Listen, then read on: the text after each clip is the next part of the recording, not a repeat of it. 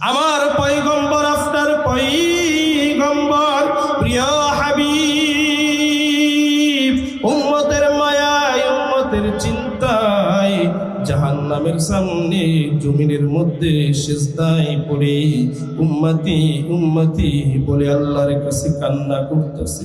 হযরত জিবরাইল দেখে পয়গম্বরকে সালাম দিলেন, আসসালামু আলাইকুম ইয়া রাসূলুল্লাহ। ওগো আল্লাহর পয়গম্বর, ওগো আল্লাহর হাবিব, আপনি আল্লাহর সালাম গ্রহণ করুন। আপনি তো সারা জীবন দুনিয়ার মধ্যে কান্না করেছেন, আপনি তো উম্মতের মায়ায় ঠিক মতো খানা খাইতে পারেন নাই, ঠিক মতো ঘুম পাড়তে পারেন নাই। যেইখানে দুনিয়ার মধ্যে গিয়েছেন ওইখানে উম্মতের চিন্তা করেছেন। আর আজকে এইখানে তো আপনার কান্নার সময় না, এইখানে তো আপনার খুশির সংবাদ। হযরত জিবরাইলের কথা শুনে আল্লাহর পয়গম্বর তাকিয়ে দেখে জাহান্নামগুলো হা করে রয়েছে। আল্লাহর পয়গম্বর বলে, এরে জিবরাইল, যে দেখো দেখো জাহান্নামগুলো হা করে আছে, না জানি আমার কোটি কোটি গুনাহগার উম্মতদেরকে খেয়ে ফেলে। এ জিবরাইল দেখো, তাকিয়ে দেখো জাহান্নামগুলো সামনের দিকে কিভাবে আসতেছে। ওগো আল্লাহ, তোমার ইজ্জত আর জালালের কসম, আমার একটা গুনাহগার উম্মত যদি ওই জাহান্নাম গ্রেফতার করে ফেলে, ওই জাহান্নাম খেয়ে ফেলে, আমি পয়গম্বর কিন্তু তোমার জান্নাতে যাব না। আল্লাহর পয়গম্বর মাথায় সিজদা দিকে জমিন থেকে উঠাচ্ছেন না। নবীজির কান্না থামে না, নবীজির কান্না বাড়তেছে বাড়তেছে।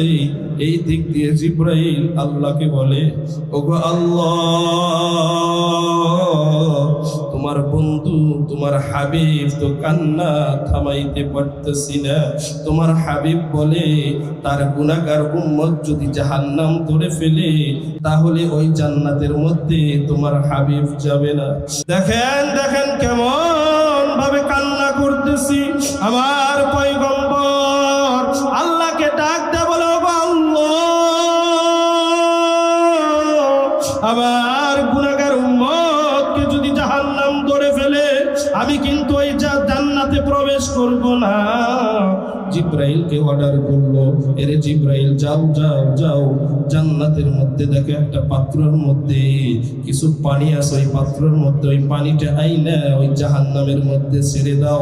এ বাজান, জাহান্নামের মধ্যে সারার সঙ্গে সঙ্গে যেই আগুনগুলো সামনের দিকে আসতেছিল, ওই আগুন পাওয়ার পরে, ওই পানি পাওয়ার পর ওই জাহান্নামের আগুন সামনের দিকে আসবে দূরের কথা, জাহান্নামের আগুন পিছনের দিকে চলে যাচ্ছে। আমার পয়গম্বর আল্লাহকে ডাক দিয়ে বললেন, ওগো আল্লাহ, এটা দুনিয়ার কিসের পানি? এটা দুনিয়ার কোনো পানি নয়, এটা হচ্ছে তোমার গুনাহগার উম্মতের পানি। তোমার যেই উম্মত গুলো রাত্রে আমি আল্লাহর কাছে মাফ চাইতো, ক্ষমা চাইতো, কবরের আযাবের ভয়ে, কবরের ভয়ে তোমার কষ্টের কথা শুনে তুমি ইসলামের দাওয়াত দিয়েছো, কোরআনের দাওয়াত দিয়েছো, এই কষ্টের কথাগুলো শুনে যখন উম্মত গুলো, বান্দাগুলো চোখের পানি ছেড়ে দিয়েছে, ওই পানিগুলো আমি সংরক্ষণ করে রেখে দিয়েছিলাম, ওই পানিগুলো জাহান্নামের মধ্যে ছেড়ে দিয়েছি। 21 বাড়ির বাপজানেরা, তাহলে দেখেন দেখেন চোখের পানির কত দাম, কত মূল্য। চোখের পানি দিয়ে আমার আল্লাহর কাছে মাফ চাইতে হবে, আমার আল্লাহর কাছে ক্ষমা চাইতে হবে। জীবনে কত গুনাহ করেছি, গুনাহ করতে তো 50, 60, 70 বছর লেগেছে, কিন্তু আমি আমার আল্লাহর কাছে যদি মাফ চাই, আমি আল্লাহর কাছে যদি ক্ষমা চাই, তোমার ডাকটা যদি আমার আল্লাহ কবুল করে, তোমার ডাক দিতে দেরি হবে রে বাবা, তোমার ডাক দিতে দেরি হবে, কিন্তু আমার মাওলা তোমাকে মাফ করতে দেরি করবে না। সম্মানিত হাজিরিন, এইখানে যারা আছেন, এইখানে যারা আছেন, কে কত গুনাহ করেছেন একমাত্র আমি আর আমার আল্লাহই ভালো জানে। কথা বলেন ঠিক কিনা? একটা কথা চিন্তা করে দেখেন, এই গুনার খবর পরিবারের যদি কেউ জানতো, ফ্যামিলির যদি কেউ জানতো, আপনার সন্তান জীবনেও আপনাকে বাবা বলে ডাকতো না, বাবা বলে পরিচয় দিত না। কথা বলেন ঠিক কিনা? আপনার স্ত্রী আপনি কি পরিমাণ গুনাহ করেছেন, এই গুনার খবর আপনার স্ত্রী যদি জানতো, আপনাকে স্বামী বলবে দূরের কথা, স্বামী বলে পরিচয় দেবে দূরের কথা, আপনাকে বাড়ি পর্যন্ত যাইতে দিত না। কথা বলেন ঠিক কিনা? তাহলে দেখেন, দুনিয়ার মানুষ যত বেশি আপনাকে ভালোবাসুক না কেন, যত বেশি ভালোবাসুক না কেন, আমার মালিকের মতো কেউ আর ভালোবাসে না। কথা বলেন ঠিক কিনা? আমার মালিক জানে আমি কত পরিমাণ গুনাহ করেছি, কত বেশি গুনাহ করেছি। জানার পরেও মালিক আমাকে খাওয়াচ্ছে, আমাকে পড়াচ্ছে, আমাকে দুনিয়াতে চলাফেরার শক্তি দিয়েছে। মালিক যদি ইচ্ছা করত নিমিষের মধ্যেই তোমাকে শেষ করে ফেলতে, তুমি আর আমি কোনো কিচ্ছু করতে পারতাম না। কথা বলেন ঠিক কিনা? সে কারণে আল্লাহ পাক রব্বুল আলামিন বলেন, ইয়া আইয়ুহাল্লাযীনা আমানুত্তাকুল্লাহ। আল্লাহু আকবার। আপনার অন্তরের ভিতরে, আমার অন্তরের ভিতরে যেই নাপাক, যেই গুনাহ প্রবেশ করেছে, এই গুনাহ নিয়ে যদি চলাফেরা করতে পারি, যখন তখন অ্যাক্সিডেন্ট হওয়ার সম্ভাবনা আছে। গাড়ি নষ্ট, এই নষ্ট গাড়ি দিয়ে যদি রাস্তাঘাটে যদি চলাফেরা করি, যে কোনো সময় অ্যাক্সিডেন্ট হওয়ার সম্ভাবনা আছে। কথা বলেন ঠিক কিনা?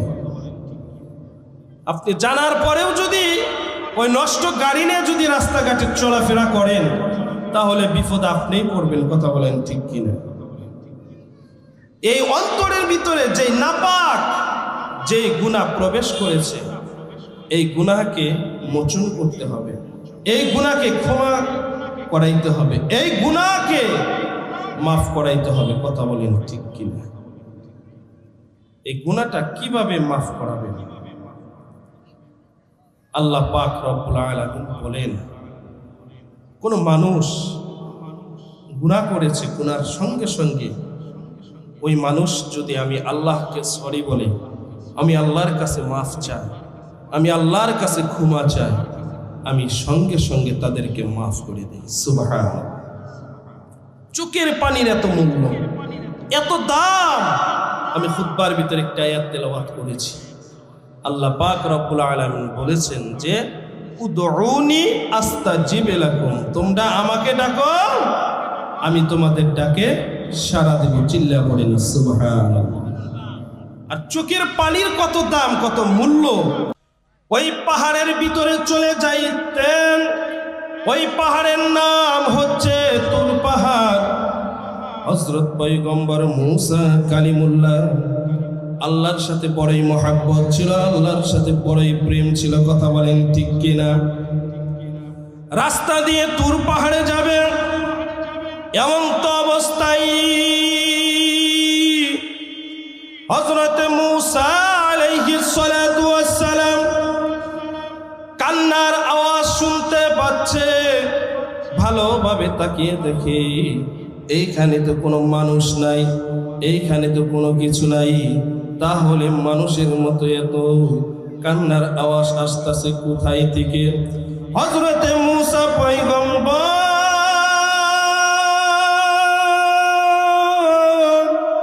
ভালোভাবে তাকিয়ে দেখেন কোনো মানুষ নাই, কোনো কিচ্ছু নাই। মুসা পয়গম্বরের নজরে একটি পাথর চলে আসলো। তাকিয়ে দেখে ওই পাথর থেকে কান্নার আওয়াজ আসতেছে। মূসা কালিমুল্লাহ বলে, এরে পাথর, তোমার কিসের এত কান্না? তোমার কিসের এত কান্না? তোমার তো কোনো কান্নার কোনো কারণ নাই। বিপদ মুসিবত যাহা কিছু আছে এত আমাদের, আমরা তো মানুষ, আমাদের মুসিবত, সেই কারণে মানুষ কান্না করে। কিন্তু পাথর, তোমার কি হয়েছে? তোমার কি হয়েছে? তুমি এরকম ভাবে কান্না করো কেন? তুমি এরকম ভাবে কান্না করো কেন? মূসা পয়গম্বরকে ওই পাথর বলতেছে, ও পয়গম্বর মূসা, আমাদের পাথরদেরকে জাহান্নামের কীট বানানো হবে, ওই জাহান্নামের ভিতরে ভরপুর করা হবে আমাদের পাথর দিয়ে। আল্লাহর কাছে যেহেতু আপনি পয়গম্বর মূসা যাচ্ছেন, আল্লাহর কাছে বলবেন, আল্লাহর কাছে বলবেন, আল্লাহ যেন আমাদেরকে মাফ করে দেয়, আল্লাহ যেন আমাদেরকে মাফ করে দেয়। হযরত মূসা পয়গম্বর আল্লাহর কাছে চলে গিয়েছে, আল্লাহর কাছে চলে গিয়েছে। বাজার অনেক লম্বা ইতিহাস, অনেক লম্বা ইতিহাস। এত পাথরের কান্না, এত পাথরের কান্না। আর মানুষের চোখের পানির কত দাম, মানুষের চোখের পানির কত মূল্য। দুনিয়ার মানুষ এই চোখের পানির মূল্য না দিতে পারলেও, না দিলেও কি হবে, কিন্তু এই চোখের পানির মূল্য একমাত্র আমার আল্লাহ দিবে। চিল্লা পড়েন সুবহানাল্লাহ। এই দিক দিয়ে আমার আল্লাহ কহার নামের উদ্ধারণ করি।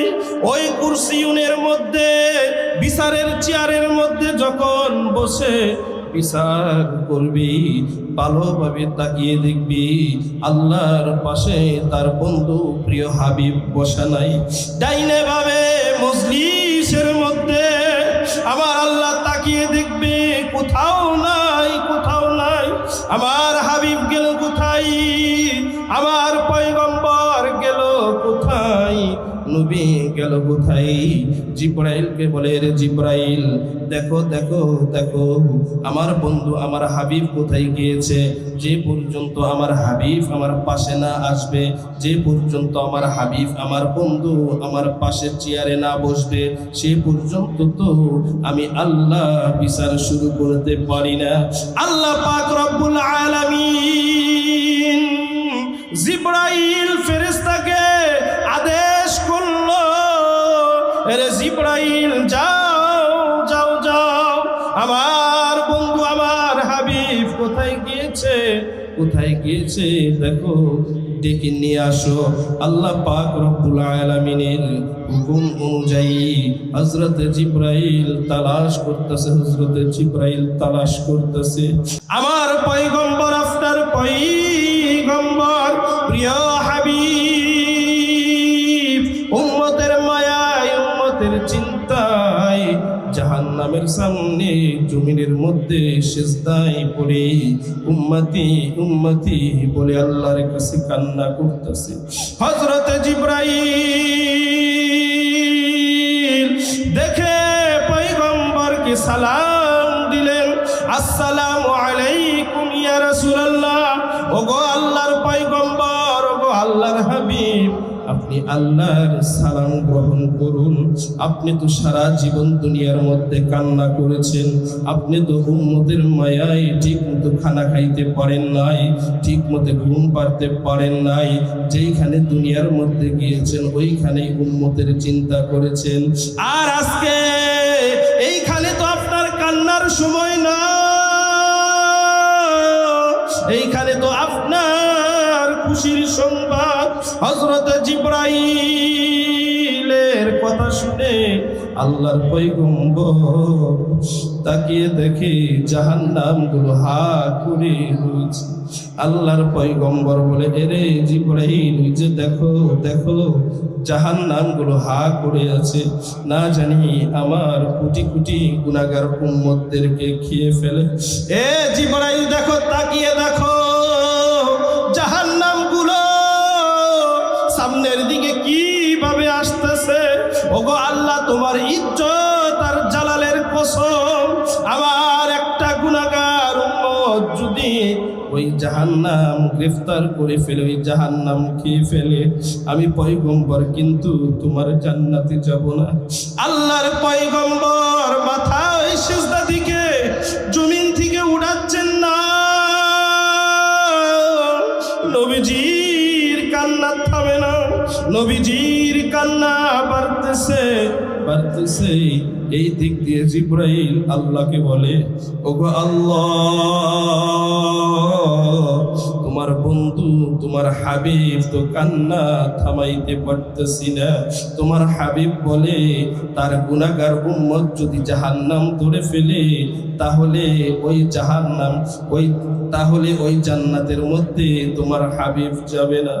আল্লাহ পাক রব্বুল আলামিন জিবরাইলকে ডাক দে বলে, রে জিবরাইল, দুনিয়ার মধ্যে আমার বন্ধু আমার হাবিব বড়ই কষ্ট করেছে, আমি আমার হাবিবকে বড়ই মোহাব্বত করি, আমার হাবিবকে আমার বন্ধুকে বড়ই ভালোবাসি। এ জিবরাইল, তুমি জানো না, জানো না আমার বন্ধু যখন তার মায়ের পেটের মধ্যে যায়, আমার বন্ধু যখন তার মায়ের পেটের মধ্যে যায়, তখন তার বাবা এই দুনিয়া থেকে চলে যায়, দুনিয়া থেকে চলে যায়। আমি আল্লাহ আমার বন্ধুকে বাবা ছাড়া দুনিয়ার মধ্যে লালন পালন করেছি। এ জিবরাইল, তুমি জানো না, জানো না আমার বন্ধুর যখন 6 থেকে 8 বছর বয়স, তখন বাবার কবর দেখার জন্য এসেছিল। যাওয়ার পথে আমার বন্ধুর মাকেও হারিয়ে ফেলে। বাবা আর মায়ের কষ্ট নিয়ে আমার বন্ধু দুনিয়ার মধ্যে চলাফেরা করেছে, দুনিয়ার মধ্যে চলেছে। শুধু তাই নয়, মক্কা নিজের গ্রাম, নিজের জন্মস্থান, আমার ইসলামের জন্য, কালিমার জন্য আমার বন্ধু আমার হাবিবকে ওই মক্কার কাফের বেঈমান আবু জেহেল যারা ছিল কাফেররা, আমার বন্ধু আমার হাবিবকে ওই মক্কার মধ্যে থাকতে দেয় নাই। এ জিবরাইল, তুমি জানো না, জানো না নিজের গ্রাম নিজের জন্মস্থান ত্যাগ করে হিজরত করে আমি মদিনায় পাঠিয়ে দিলাম, সেইখানেও অত্যাচার করেছে। ওই যে তায়েফের ময়দানে তায়েফের ছোট ছোট সন্তানগুলোকে কাফের বেঈমানেরা বলে দিয়েছে, আব্দুল্লাহর বেটা মোহাম্মদ কিন্তু ও মানুষ হলে কি হবে, কিন্তু ও কিন্তু পাগল, ওরে পাথর মারো, আরে পাথর মারো। এ কুইসবাড়ির বাপ জানে না, খেয়াল করে শুনবেন, রাস্তাঘাটে যখন ওই যে দেখে পাগল আসতেছে, একজন শিশু সন্তান যদি ওই পাগলের দিকে পাথর নিক্ষেপ করে, তার দেখা দেখি কিন্তু 5 জন নয় 10 জন 20 জন 30 জন মানুষ কিন্তু ওই পাগলের দিকে পাথর নিক্ষেপ করে। কথা বলেন ঠিক কিনা? তায়েফের ইতিহাস, তায়েফের ঘটনা কিরে কঠিন ঘটনা। এই তায়েফের ঘটনা যেই হুজুর বলুক না কেন, যেই উস্তাদ, যেই বক্তা বলুক না কেন, তারা নিজেও চোখের পানি ধরে রাখতে পারে না, আর আপনারাও তো চোখের পানি ধরে রাখতে পারবেন না। কাফের বেঈমানেরা আমার নবীকে এত অত্যাচার করেছে, এত কষ্ট দিয়েছে, হাই রে হাই, মক্কায় থাকতে পারে নাই, মক্কায় থাকতে পারে না। এই কুইসবাড়ির ভিতরে কত মানুষ আছে যখন ওই প্রবাসে যায়, হাই রে হাই, নিজের জন্মভূমি গ্রাম, নিজের নবীজের জন্মভূমি এই দেশকে যখন ছেড়ে ওই বিমানের মধ্যে উঠে দেশের মায়ায় একবার পিছনের দিকে তাকাই, আরেকবার মায়ের কথা স্মরণ করে, আরেকবার বাবার কথা স্মরণ করে, শেষ মুহূর্তে কিন্তু চোখের পানি ছেড়ে দেয়। কথা বলেন ঠিক কিনা? আমার নবী কাফেরদের অত্যাচার সহ্য না করতে পেরে শেষ মুহূর্তে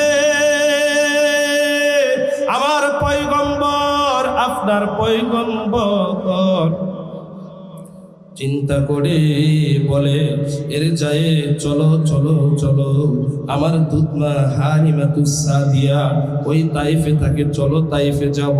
তাইফে মনে হয় আমাকে কাফেররা আর মারবে না, আমাকে আর কাফেররা অত্যাচার করবে না, চলো তাইফে যাই, চলো তাইফে যাই। এ কুইসবাড়ির বাপজানেরা, ধর্মের কথা বলার কারণে, ইসলামের কথা বলার কারণে, কোরআনের কথা বলার কারণে আমার পয়গম্বর কিন্তু মক্কায় থাকতে পারে নাই। কথা বলেন ঠিক কিনা? এই কোরআনের কথা বলার কারণে, ইসলামের কথা বলার কারণে কাফের বেঈমানেরা আমার নবীকে, আপনার নবীকে পাগল বলেছে। কথা বলেন ঠিক কিনা? আপনারা বুঝে থাকলে উত্তর দিবেন, আমার নবী কি পাগল ছিল নি? না না না, আমার নবী পাগল ছিল না। দেখেন দেখেন কত অত্যাচার করেছে, কত কষ্ট দিয়েছে, তবু কিন্তু আমার নবী কোন কাফের জন্য বরদুয়া দেয় নাই, কোন উম্মতের জন্য বরদুয়া দেয় নাই। তাইফের ময়দানে চলে গেছে। এই রেহাই, রাস্তার দুই পাশ থেকে শুধু পাথর আর পাথর, বৃষ্টির ফোঁটার মতো কাফের বেঈমানেরা বলে দিয়েছে, তাইফের সন্তানেরা মক্কায় থেকে আব্দুল্লাহর বেটা মুহাম্মদ নামে এক পাগল আসবে, যেইখানেই পাবে সেইখানেই পাথর নিক্ষেপ করবে, সেইখানেই তাকে কষ্ট দিবে, সেইখানেই তাকে মারবে। আর যারা বেশি পাথর নিক্ষেপ করতে পারবে, যারা বেশি মারতে পারবে, তাদেরকে পুরস্কার দেওয়া হবে। কাফের বেঈমানেরা পুরস্কারের লোভে আমার নবীর দিকে হাই রে হাই, যেই নবীর শরীর মুবারকের মধ্যে মশা মাছি বসাও পর্যন্ত হারাম ছিল। এই রে হাই, ওই নবীর চেহারা ছিল কেমন? ওই নবীজির চেহারা নূরের সামনে দুনিয়ার সমস্ত আলো অন্ধকার। কথা বলেন ঠিক কিনা? আমার নবী কেমন নবী ছিল? যেই রাস্তা দিয়ে যাইতো, ওই রাস্তার দুই পাশে গাছগুলো আমার নবীর উপরে ছায়া দিয়ে থাকতো, পশু পাখিগুলো আমার নবীকে দেখলে সালাম দিত। মক্কার মানুষেরা আমার নবীকে চিনল না, আমার নবীকে মক্কার মানুষেরা চিনল না। তায়েফের ময়দানে চলে গেল। তায়েফের বেঈমানেরা, তায়েফের সন্তানগুলো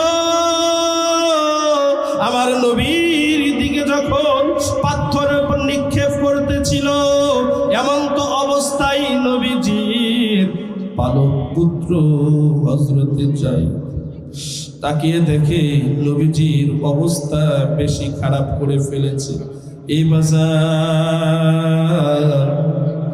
নবীজির পালক পুত্র তাকিয়ে দেখে নবীজির শরীর দিয়ে রক্ত প্রবাহিত হচ্ছে।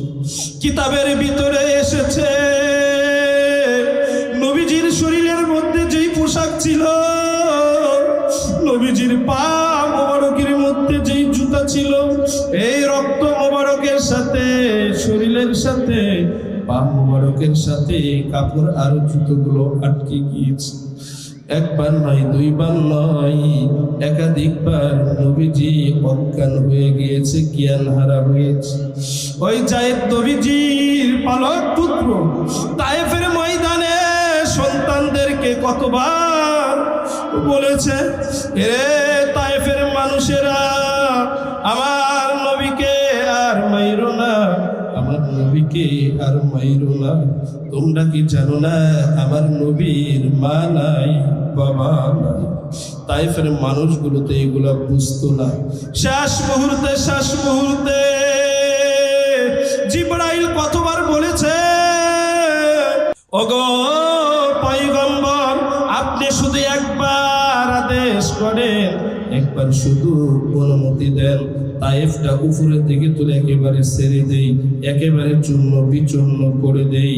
আমার পয়গম্বর বলি, এরে জিব্রাইল, না না না, আজকে আমি যদি এই তায়েফকে অর্ডার করি, এই তায়েফকে ইজাজত দিয়ে দেই, তুমি শেষ করে দিবা, আমি কাদের কাছে কালিমার দাওয়াত নিয়ে যাব? এই তায়েফের মানুষগুলো আজকে বুঝে নাই বলে আমাকে এমন কষ্ট দিয়েছে, এমন পাথর নিক্ষেপ করেছে। রে জিব্রাইল, না না না, আমার পয়গম্বর কেমন পয়গম্বর ছিল, কোন মানুষের জন্য বরদুয়া দেয় নাই। দেখেন জাহান্নামের সামনে কেমন ভাবে উম্মতের জন্য কান্না করতেছে। দেখেন কেমন ভাবে কান্না করতেছি। আমার পয়গম্বর আল্লাহকে ডাক দে, বলো আল্লাহ, আমার গুনাহগার উম্মতকে যদি জাহান্নাম ধরে ফেলে, আমি কিন্তু ওই জান্নাতে প্রবেশ করব না। জিব্রাইলকে অর্ডার করলো, এরে জিব্রাইল, যাও যাও যাও, জান্নাতের মধ্যে দেখো একটা পাত্রের মধ্যে কিছু পানি আছে, ওই পাত্রের মধ্যে ওই পানিটা আইনা ওই জাহান্নামের মধ্যে ছেড়ে দাও। এ বাজান, জাহান্নামের মধ্যে সারার সঙ্গে সঙ্গে যেই আগুনগুলো সামনের দিকে আসতেছিল, ওই আগুন পাওয়ার পরে, ওই পানি পাওয়ার পর, ওই জাহান্নামের আগুন সামনের দিকে আসবে দূরের কথা, জাহান্নামের আগুন পিছনের দিকে চলে যাচ্ছে। আমার পয়গম্বর আল্লাহকে ডাক দিয়ে বললেন, ও আল্লাহ, এটা দুনিয়ার কিসের পানি? এটা দুনিয়ার কোনো পানি নয়, এটা হচ্ছে তোমার গুনাহগার উম্মতের পানি। তোমার যেই উম্মত গুলো রাত্রে আমি আল্লাহর কাছে মাফ চাইতো, ক্ষমা চাইতো, কবরের আযাবের ভয়ে, কবরের ভয়ে, তোমার কষ্টের কথা শুনে তুমি ইসলামের দাওয়াত দিয়েছো, কোরআনের দাওয়াত দিয়েছো, এই কষ্টের কথাগুলো শুনে যখন উম্মত গুলো, বান্দাগুলো চোখের পানি ছেড়ে দিয়েছে, ওই পানিগুলো আমি সংরক্ষণ করে রেখে দিয়েছিলাম, ওই পানিগুলো জাহান্নামের মধ্যে ছেড়ে দিয়েছি। 21 বাড়ির বাপজানেরা, তাহলে দেখেন চোখের পানির কত দাম, কত মূল্য। চোখের পানি দিয়ে আমার আল্লাহর কাছে মাফ চাইতে হবে, আমার আল্লাহর কাছে ক্ষমা চাইতে হবে। জীবনে কত গুনাহ করেছি, গুনাহ করতে তো 50, 60, 70 বছর লেগেছে, কিন্তু আমি আমার আল্লাহর কাছে যদি মাফ চাই, আমি আল্লাহর কাছে যদি ক্ষমা চাই, আল্লাহ যদি তোমার ডাক শুনতে পারে, তোমার ডাকটা যদি আমার আল্লাহ কবুল করে, তোমার ডাক দিতে দেরি হবে রে বাবা, তোমার ডাক দিতে দেরি হবে, কিন্তু আমার মাওলা তোমাকে মাফ করতে দেরি করবে না। সুবহান।